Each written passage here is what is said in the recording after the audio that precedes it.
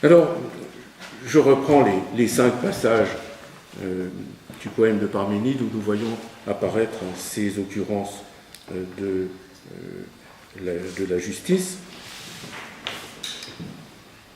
Je prends Parménide, fragment 1, vers 11 à 14.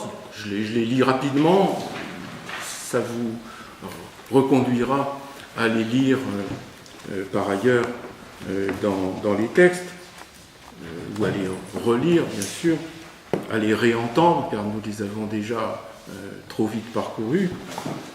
Donc, dans ce premier fragment, Parménide 1, 11, 14, je lis la traduction de Jean Beaufray. « Là sont les portes qui ouvrent sur les chemins de la nuit et du jour, encastrées entre un linteau en haut et en bas un seuil de pierre. Elles s'élèvent dans les airs, portes au fort châssis, et c'est la justice aux nombreuses rigueurs qui en détient les clés à double usage. » Fin de citation. Ici, la justice, vous l'aurez reconnu, nous l'avons déjà vu antérieurement, c'est dike. La justice aux nombreuses rigueurs.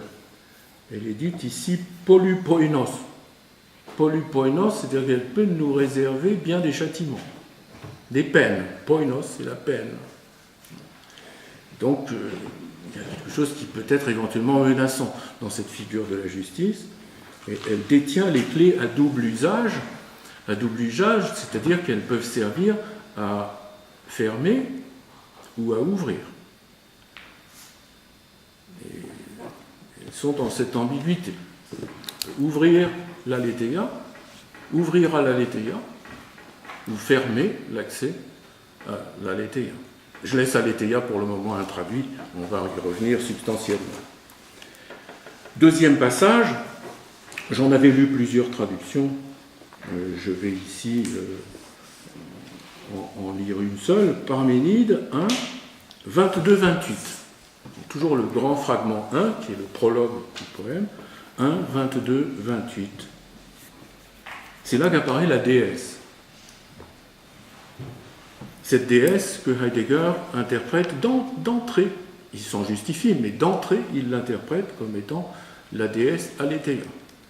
Identifie la déesse à Aletheia, et il n'est pas innocent dans le poème de Parménide que Aletheia soit présentée comme une déesse, et même comme la déesse. Et Théa, la déesse, pas une. C'est pas Déméter, c'est Aletheia, la déesse, et Théa. Donc je lis le passage. Là encore, je prendrai la traduction de Jean Beaufray dans son édition du commentaire du poème de Parménide et de la traduction du poème de 1955. Et la déesse m'accueillit avec bienveillance, prit ma main droite dans sa main et m'adressa la parole en ces termes.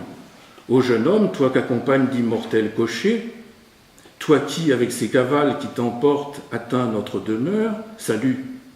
Ce n'est certes en rien un sort funeste qui t'a mis sur cette route, car elle est à l'écart du sentier des hommes, mais la justice et le droit. Ici, dans le texte, c'est la célèbre occurrence de Thémis, dike, Parménide 1, 29.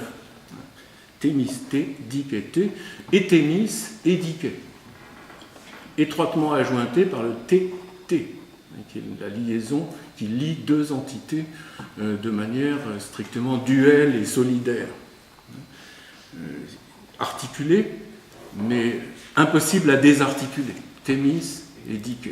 J'avais longuement, vous vous en souvenez, travaillé avec vous sur le sens de Thémis et le sens de dike.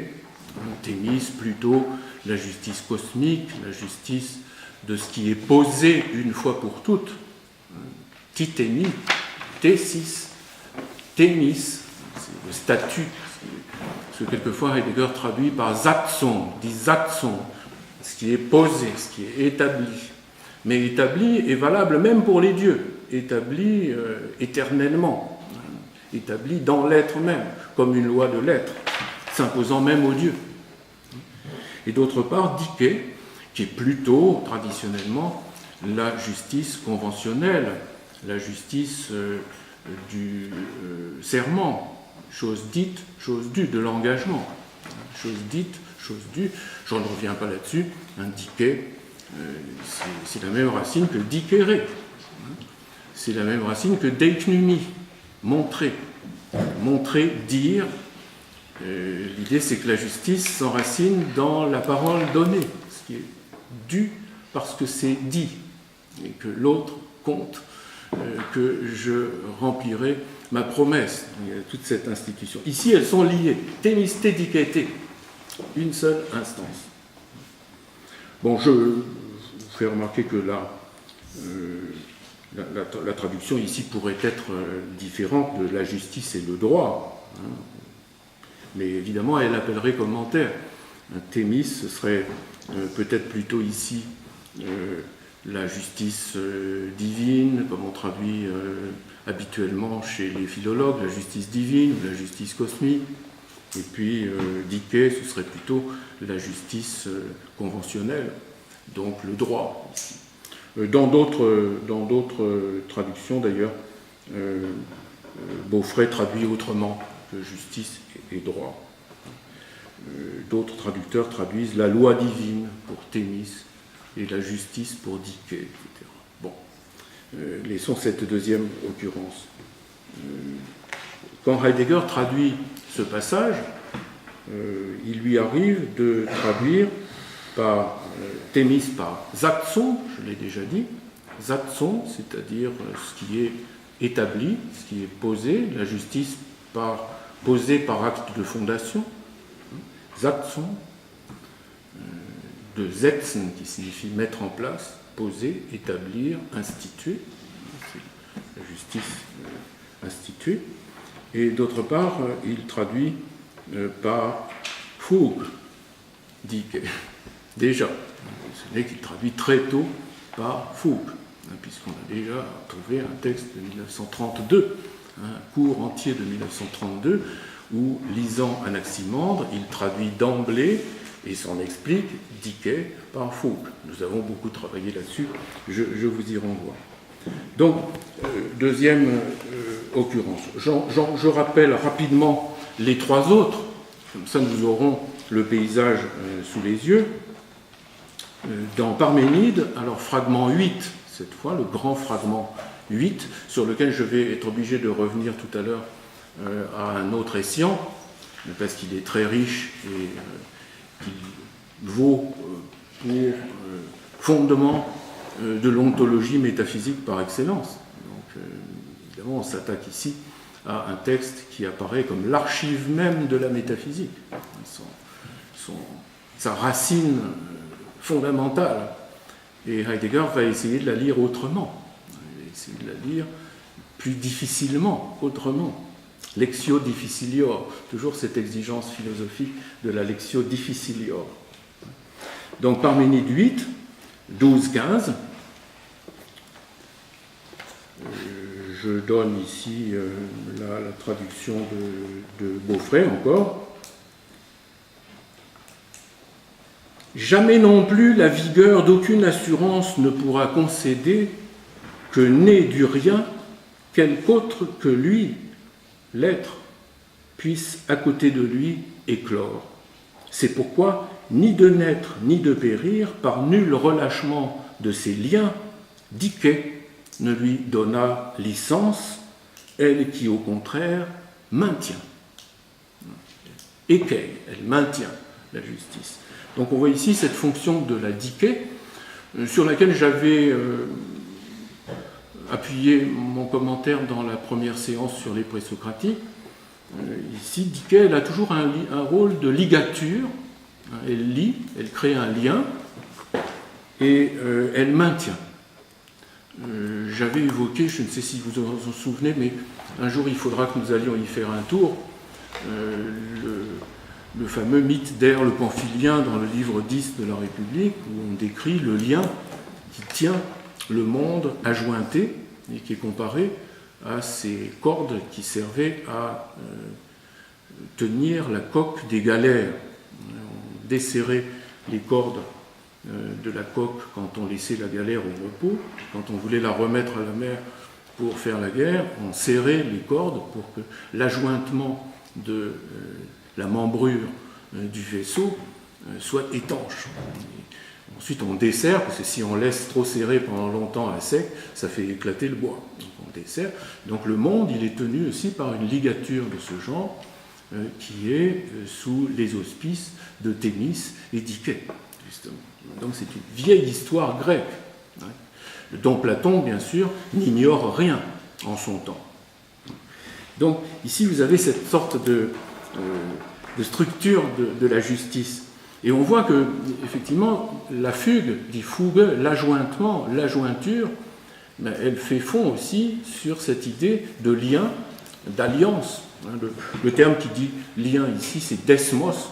Desmos, c'est vraiment le lien au sens concret du terme, pour faire un nœud, pour attacher quelque chose, mais c'est aussi ce qui lie les hommes entre eux dans une communauté, dans l'ecclésia ou dans la synagogue, la synagogue ou l'église.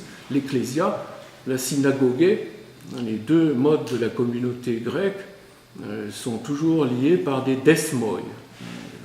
Il y a donc une valence des termes qui sont ici impliqués par Parménide dans son poème, et qui vaut aussi bien dans un registre physique, je dirais presque mécanique et ontologique, que dans un registre juridique, éthique et politique.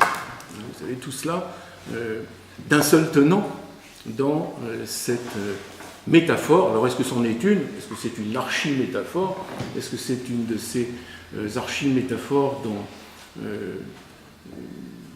avait fait son objet d'étude un grand philosophe allemand du XXe siècle, Hans Blumenberg, dans sa métaphorologie, l'idée que la pensée ne peut pas faire l'économie de métaphores portantes, qui constituent l'élément même de la pensée, sans laquelle aucune pensée, si libre soit-elle à l'égard de l'expérience sensible, ne peut avoir lieu. Si une conceptualité doit pouvoir nous parler, il faut qu'elle nous parle dans une métaphoricité qui a un côté originaire. Nous sommes dans ces eaux-là, lorsque nous faisons attention à des textes comme ceux de Parménide ici. Bon, donc, bon là j'aurais envie de lire ou de relire pour ce fragment, donc 8, 12, 15, la traduction qu'en donne Heidegger. Comme je ne veux pas la donner en allemand, je vais donner une traduction de la traduction de Heidegger du texte de Parménide. Et là commence le byzantinisme de nos travaux philologiques du samedi. Donc je lis la façon dont Heidegger en fait la traduction. Jamais en provenance du non-étant,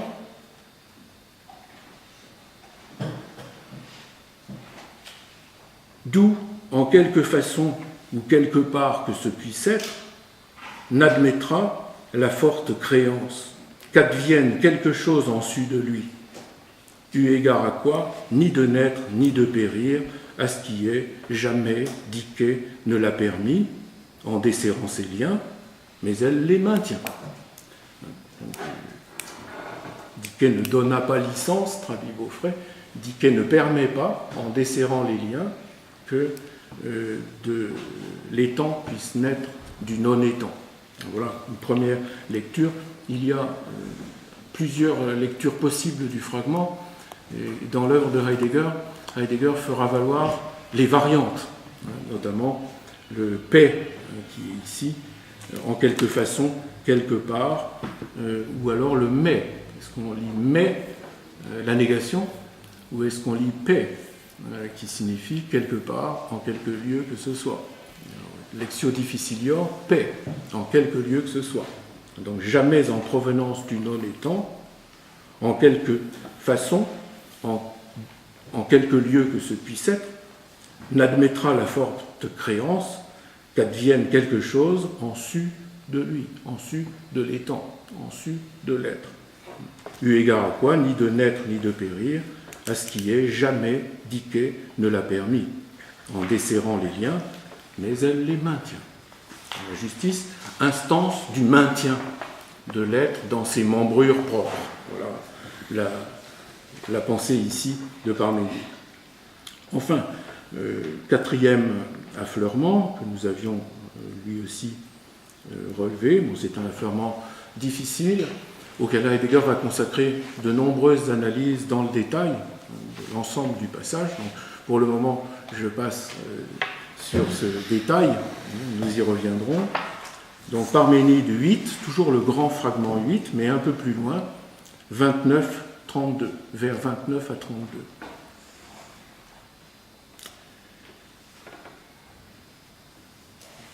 Alors je lis une fois n'est pas coutume, ma propre traduction, qui sera peut-être plus simple à entendre. De plus, immuable dans les limites de liens puissants, il est, l'être, il est sans commencement et sans halte, puisque genèse et trépas ont été écartés loin de lui, et que les en repousse une foi véridique. Le même et dans le même demeurant, il y gîte aussi en lui-même, et ainsi demeure en la place, là où il est.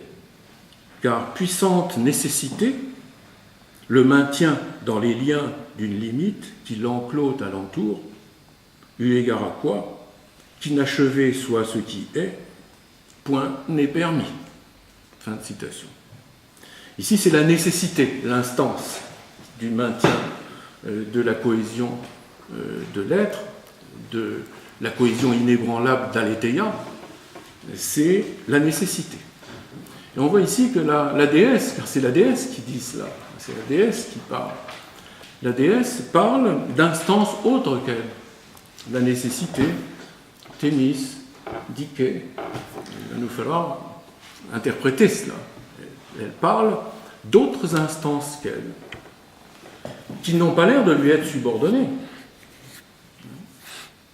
Et elle s'efface, elle ne parle pas d'elle, elle n'apparaît pas, on ne la voit pas, aucun trait du texte de Parménide ne la décrit, on ne décrit pas ses habits, on parle des filles, de la nécessité, on parle d'un certain nombre de personnages, on voit le cocher sur son char, mais on ne voit pas Théa, la déesse.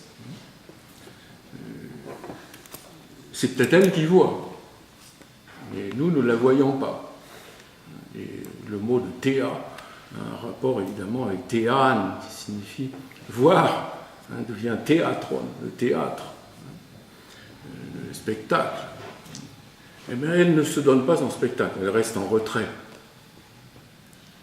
Vous me voyez venir. Elle reste en retrait. Donc, regardez la formule. Ici, on revoit bien donc la métaphorique du lien. La puissante nécessité, le maintien dans les liens d'une limite qui l'enclôt alentour. C'est exactement le câble qui permet à l'édifice de tenir, le chaînage d'une architecture, qui lui permet de tenir debout, de ne pas s'affaisser. Eh bien, le texte vous dit le maintien dans les liens d'une limite qui l'enclôt alentour, eu égard à quoi, qu'inachevé soit ce qui est, point n'est permis. Point n'est permis, c'est ou Thémis. C'est Thémis qui est ici encore en position d'instance. Toute une insistance sur ces instances ultimes du soutien et du maintien de l'être, du maintien de la cohésion, de l'aletheia bien arrondie, au cœur qui point ne tremble, pour reprendre la formule sur laquelle je reviendrai bien sûr. Enfin, il y a une... oui, je pourrais signaler, je ne l'ai pas fait encore, qu'il y a dans la deuxième partie du poème, là où il s'agit de décrire les dokunta, c'est-à-dire les choses telles que nous les recevons, telles que nous les vivons, telles que nous les voyons, avec la doxa. Dokunta, c'est de la même famille que doxa. Doxa, Heidegger, dans plusieurs de ses commentaires de ces passages, le commente en montrant que doxa, c'est en rapport avec dekomai. Dekomai, en grec, ça signifie recevoir. C'est recevoir. C'est accueillir, mais aussi recevoir passivement quelque chose. On peut se voir. Donc doxa, ta dokunta, c'est les choses qui vont donner lieu à la doxa en tant que nous les recevons comme telles et qui sont étrangères à l'aletheia, étrangères à la vérité, ou en tout cas elles ont un statut elliptique dans l'aletheia. Ça ne veut pas dire qu'il n'y a pas de révélation dans un fantasme, dans un rêve, dans une hallucination. C'est bien aussi la manifestation de quelque chose, mais qui ne se donne pas comme telle. Et donc c'est bien une modalité d'aletheia aussi.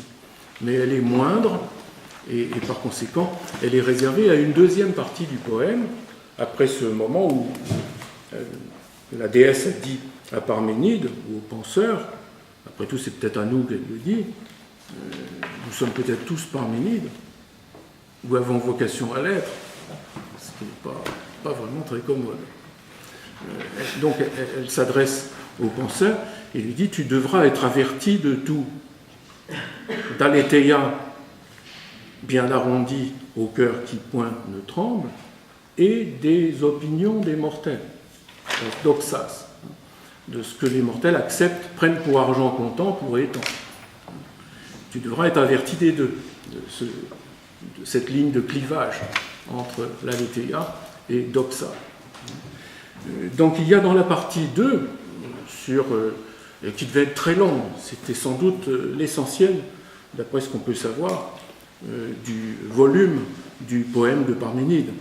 Il devait décrire la nature dans tous ses états, avec ses couleurs, ses chatoiements, il en donne quelques exemples, ses disparitions et apparitions d'étangs, de tel ou tel étang qui apparaissent, disparaissent. Peut-être comme ils apparaissent et disparaissent au fil du fragment d'Anaximandre, de la méditation d'Anaximandre que nous avons longuement parcouru. Donc, dans ce passage, il y a un passage donc, du fragment, d'un des fragments de cette deuxième partie, le fragment 10, vers 5 à 7, qui dit « Tu sauras aussi », tu sauras l'aletheia, etc., mais tu sauras toutes les choses qui se passent dans la nature, toutes les choses de l'expérience humaine, hein, et tu sauras aussi le ciel qui tout embrasse, d'où il provient, et comment nécessité l'enchaîna qui le conduit à tenir les longes des astres. Fin de citation. Donc là, on a un paysage qui est la description de la physis, la description de la nature physique, telle qu'elle se donne à l'observation de l'observateur, telle qu'il la reçoit. C'est les phénomènes tels que les enregistrent les observateurs de la nature, les naturalistes, mais peut-être aussi les gens qui vivent dans la nature et qui voient le paysage climatique autour d'eux. Tu sauras aussi le ciel qui tout embrasse, d'où il provient, et comment nécessité l'enchaîna, je dirais lui aussi. Donc la nécessité n'enchaîne pas seulement l'être dans son ensemble, to éon, je vais revenir là-dessus, mais elle enchaîne aussi, entre autres détails, le ciel. Mais le ciel n'est pas l'être, évidemment. Le ciel, c'est simplement la manière dont les étangs apparaissent aux mortels qui ont des yeux pour voir et qui voient le ciel bleu. Et s'ils n'avaient pas Dieu, ils ne verraient pas le ciel et il n'y aurait pas le ciel.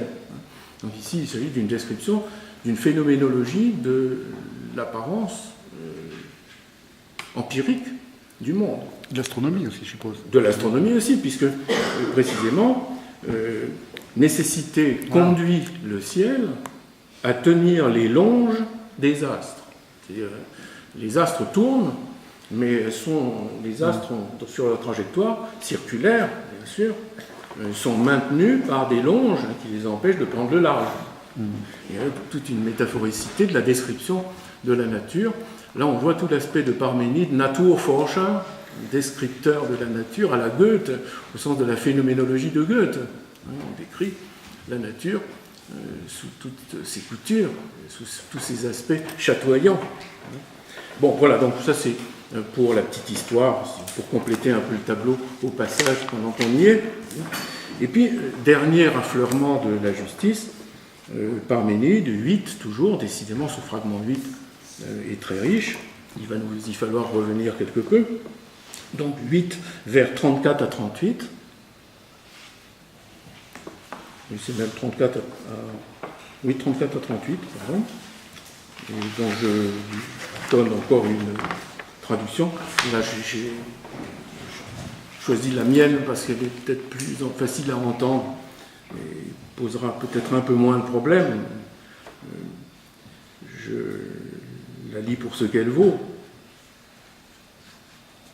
Mais c'est elle quand même, nous aurons à y revenir dans d'autres traductions, puisqu'elle commence par le fameux fragment qui est sur les quelques documents que j'ai mis à votre disposition au début de la séance.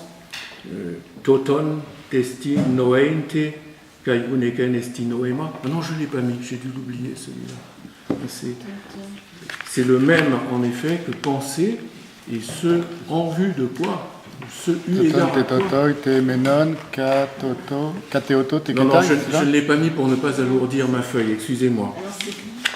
Donc là c'est Parménide 8, 34. Toton desti noeinte kai uneken esti noema. Bon, je le traduis. Vous pouvez juste répéter Toton desti. Toton desti noeinte kai uneken esti noema. Je reviendrai là-dessus. Heidegger y revient longuement. C'est un des vers qui retiennent particulièrement son attention. Donc je lis l'ensemble de ces 5 vers. Et le même est pensé, et cela, eu égard à quoi, est ce qui est pensé. Car sans les temps dans lesquels il est hautement dit, tu ne trouveras le pensé. Car il n'était, ni n'est, ni ne sera autre chose en dehors de l'étang, puisque Moïra l'a enchaîné, entière et immuable, à demeurer en être. Alors là, vous l'avez, le fragment dans mon petit récapitulatif, c'est la fin du texte, puisque Moïra l'a enchaîné, entier et immuable, à demeurer en être. Vous le voyez sur mon tableau. On n'aura pas, dans la séance d'aujourd'hui, le temps de regarder tous ces fragments. Donc, ça sera valable, si vous voulez bien, pour la deuxième séance aussi. Mais j'en rapporterai d'autres à l'occasion. Donc, je reprends ce passage qui... Là, c'est pas Diké qui apparaît. Est important. Est-ce que c'est pas Diké alors? En tout cas, le mot n'y est pas, dans le fragment que vous venez de lire. C'est Moïra. C'est Moïra, d'accord. C'est Moïra qui m'intéresse, si j'ose dire. C'est surtout Moïra qui intéresse Heidegger ici. D'accord. Moïra, c'est ce qui a donné moire, les moires. Bien sûr. Et Moïra, ça signifie littéralement, c'est un nom commun en grec, ça signifie la part, le lot, la part échue. La part qui vous est échue dans une distribution, dans un partage, et puis de par le destin. Et le destin, c'est une métaphorique du partage qui le porte. Quelle est la part qui m'a été accordée par le destin? C'est ça l'idée de Moïra. Donc Moïra, ici, c'est une autre instance. Donc il y avait Ananké, Thémis et Diké, maintenant il y a Moïra. Et donc on a cette espèce de quadruple instance. Est-ce que c'est la même? Les noms et signes ne faisant varier que le sens et non pas la dénotation, pour parler comme Frege. On peut avoir des sens différents avec la même dénotation. L'exemple de Frege, puisque je l'ai mentionné, c'est la planète Vénus. Alors, la planète Vénus, c'est elle qui s'appelle aussi l'étoile du soir, l'étoile du matin, l'étoile du berger. Donc l'étoile du soir, l'étoile du matin, l'étoile du berger, Vénus. Voilà 4 expressions qui n'ont pas le même sens, mais qui parlent du même objet, à savoir ce corps céleste qui apparaît tantôt comme une étoile, tantôt comme une planète, éclairée par le soleil, etc. Alors peut-être que Moïra, Ananké, Diké et Thémis sont simplement des significations distinctes d'une même entité, d'une même dénotation, qui serait qui Qui serait aletheia? Pas si sûr. Voilà. Donc, voilà, je joue un peu à produire la lecture de ces textes, ou la relecture de ces textes. Ce sont des textes que vous avez, bien sûr, déjà lus, mais on ne les a jamais assez lus, pour montrer leur côté plein d'énigmes, leur côté énigmatique. Il s'agit de donner à penser. Et évidemment, Heidegger en fait aussi cet usage. Donc, puisque Moira l'a enchaîné, entier et immuable, à demeurer en être, là j'ai joint donc sur mon feuillet le texte grec de cette fin de ce passage. Donc, ça donne en grec epei toge moir epedesen oulon akineton temmenai. Donc il y a des élisions. Il faut bien voir qu'il y a d'abord epei qui signifie puisque, toge c'est au neutre, ça n'est naturellement pas to moira. Moira est féminin, moira, la moire, moira, donc une figure du destin ici. Toge renvoyant à toéon. C'est lui, toéon, l'étant ou l'être, que Moira, épédécène, a enchaîné, oulon akineton temmenai. Alors on construit a enchaîné avec une proposition infinitive, c'est une sorte de licence poétique archaïque. Donc épédécène, oulon akineton temmenai. Donc elle a enchaîné l'étant, l'être dans son ensemble, car nous verrons que l'étant ici, c'est l'être dans son ensemble, et non pas l'étant par opposition à l'être dans la différence de l'être et de l'étant. Tout est là. Je vais y passer un petit peu de temps, parce que ça, c'est le plus important. Donc, Toge, lui, l'étant dans son ensemble, et bien Moira l'a enchaîné à être, emmenai. Alors là, le vieux verbe emmenai, qui est une forme éolienne durative de être, einai, qui est une forme du verbe être qui est formée sur un verbe menei qui signifie demeurer. Demeurer, résider, menei, c'est de là que vient manere, rester. C'est de là que vient mansio, c'est de là que vient maison, la maison, l'endroit où on demeure, la demeure.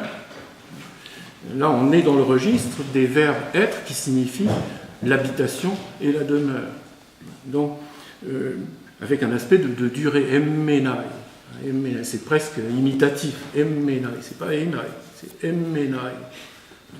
C'est pourquoi j'ai traduit demeurer en être. Demeurer en être. Ah non, j'ai traduit autrement sur le fragment tel que je vous ai donné, excusez-moi. Oui, puisque Moira l'a enchaîné, tout entier et immobile à être. À être, E-S-T-R-E, avec la graphie du verbe ancien en français, pour signifier l'aspect de durée, l'aspect duratif. Bon, et à demeurer comment en être? Oulon akineton te. Oulon, tout entier, et akineton, immuable. Mais entier et immuable d'un seul tenant, vous avez toute une expressivité du poème de Parménide, dont s'inspire d'ailleurs Platon, qui ensuite il parle de l'être, il en parle toujours dans un style parménidien, en liant les prédicats par des liaisons fortes, te, kai, te, etc., comme témis, te, dike, te, etc. Voilà. Des choses qu'il faut voir, parce qu'ensuite ça va nous servir à décrypter la façon dont Heidegger lit Parménide. Voilà, excusez-moi, c'est pas assez et c'est trop, je sais bien, mais je suis tout le temps dans cette loi du genre ici de n'en dire pas assez, et d'une certaine façon d'en dire trop, parce que c'est assez difficile à entendre. Vous avez mon admiration pour la patience que vous manifestez dans ces séances. Merci. Alors, je vais essayer de lire